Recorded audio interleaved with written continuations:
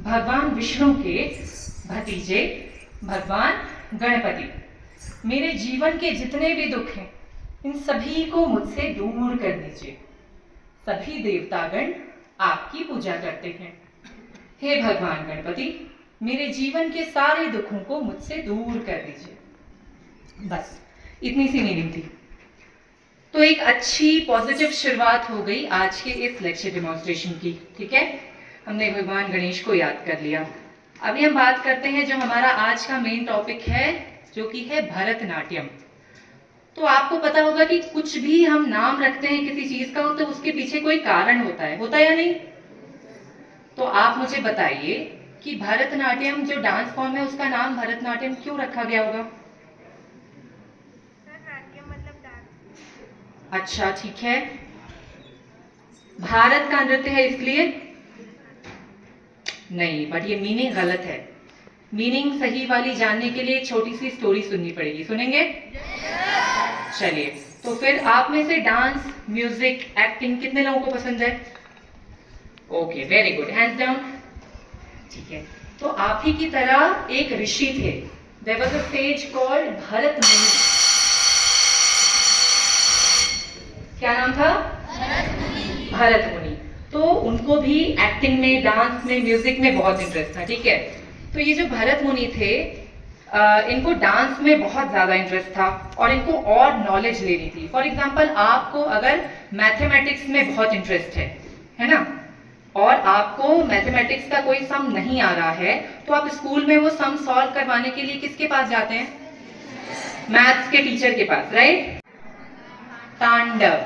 भगवान शंकर की वाइफ कौन है? माँ पार्वती। माँ पार्वती कौन सा डांस करती हैं? लास्य। एक बार क्लैप करो बच्चा अपने लिए। क्यों पता है? क्योंकि अभी तक मैंने जितने स्कूल किए, मैं लास्ट मंथ से स्कूल कर रहा हूँ, किसी ने मुझे ये आंसर नहीं दिया कि माँ पार्वती कौन सा डांस करती हैं। सो इट्स वेरी गुड कि आपको पता है। ओके, हाँ, तो ये जो भरत मुनि थे ये गए भगवान शंकर के पास और इनसे रिक्वेस्ट की कि भगवान शंकर प्लीज मुझे आप अपनी ये जो डांस की नॉलेज है वो मुझे प्लीज दे दीजिए। तो भगवान शंकर ने अपने तांडव डांस की नॉलेज तो दी ही, साथ ही साथ उन्होंने माँ पार्वती के लास्य डांस की भी नॉलेज भरत मुनि को दे दी। ठीक है, तो अभी ये जो तांडव डांस होता है वो बहुत ही मैनली, बहुत विगरस, स्ट्रॉन्ग डांस फॉर्म है। ठीक है, और जो लास्य डांस फॉर्म है वो बहुत ही सॉफ्ट, डेलिकेट और फेमिनाइन डांस है। तो भरत मुनि ने क्या किया, इन दोनों डांस फॉर्म्स का मिक्सचर बनाया। इन दोनों डांस फॉर्म्स को आपस में मिक्स कर दिया और जो नया डांस फॉर्म बना उसी को हम कहते हैं भरतनाट्यम। क्या कहते हैं? तो भारत का डांस है, ये आंसर गलत है। ठीक है, भरत मुनि ने इस डांस फॉर्म को भगवान शंकर के पास से लाने में इतनी मेहनत की, इसलिए इस डांस फॉर्म का नाम भरतनाट्यम रखा गया। ठीक है, समझ गए? गुड, ठीक है। एक और मीनिंग छिपी हुई है इसी नाम में। क्या है वो मीनिंग? भरतनाट्यम जो शब्द है उसमें 4 चीजें आती हैं। क्या है वो 4 चीजें? भ, र, त और नाट्यम। ठीक है, तो भ का मतलब होता है भाव। क्या? भाव। भाव मतलब इमोशन, फीलिंग, भावनाएं। सेकेंड टर्म इज र। र का मतलब होता है राग। क्या? राग मतलब मेलोडी, म्यूजिक, गाना, सिंगिंग। ठीक है, थर्ड टर्म इज त।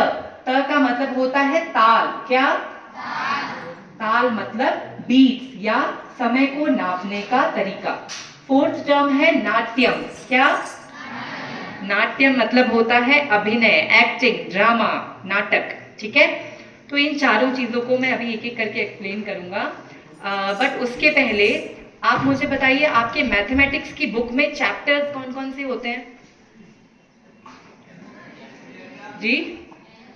Algebra, okay, division, correct correct correct, okay, ठीक है, शांत शांत शांत। ठीक है, तो ऐसे करके अलग अलग चैप्टर्स होते हैं आपकी मैथमेटिक्स की बुक में।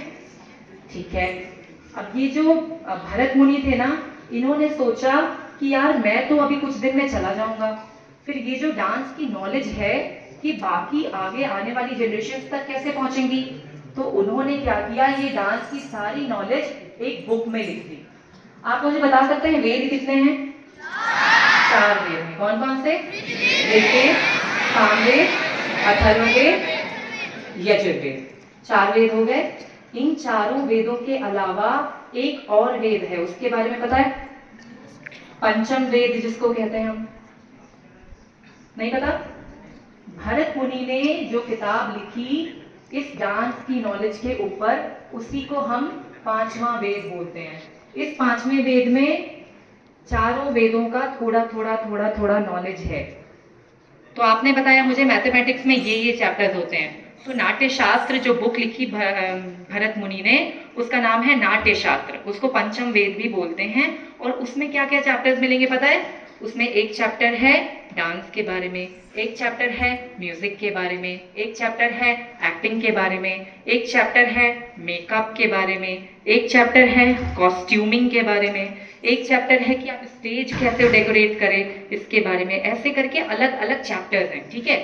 उसी में एक चैप्टर है जिसका नाम है नवरस। क्या नाम है? नवरस।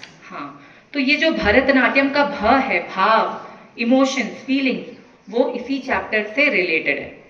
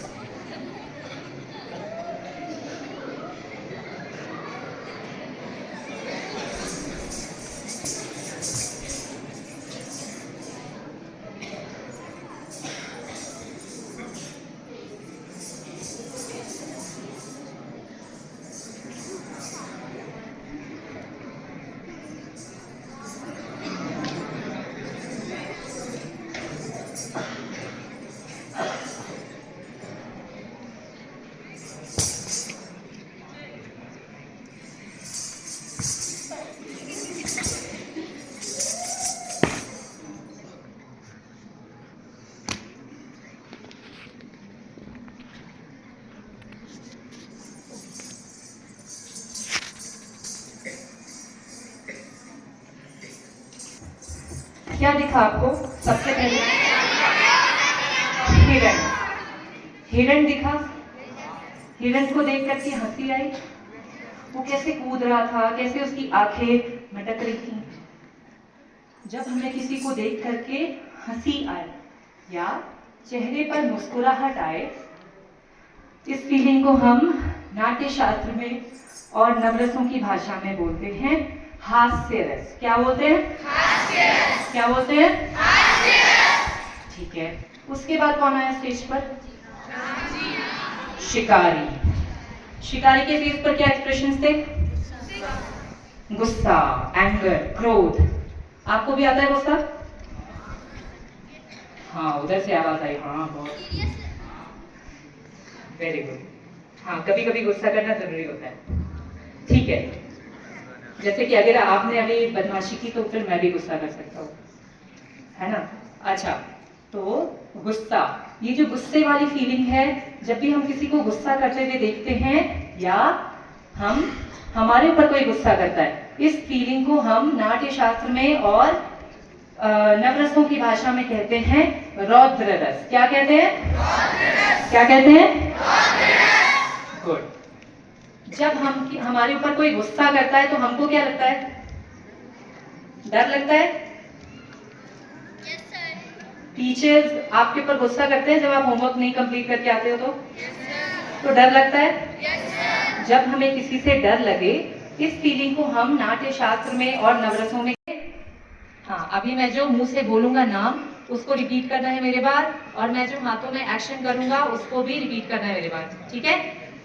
एक साथ तेज आवाज में 1 2 3 स्टार्ट। पताका, त्रिपताक, अर्धपताक, कर्तरीमुख, मयूराख्य, अर्धचंद्र, अराल, शुकतुंडक, मुष्टि, शिखर, कपित्थ, कटकामुख, सूची, चंद्रकला, पद्मकोश, सर्पशिरस्तथा मृगशीर्ष, सिंहमुख, कांगुलश्च, अलपद्मक, चतुरो, भ्रमरश्चैव, हंसास्यो, हंसपक्षक, समदंशो, मुकुलश्चैव, ताम्रचूड़, त्रिशूलक। ओके, सो ये जो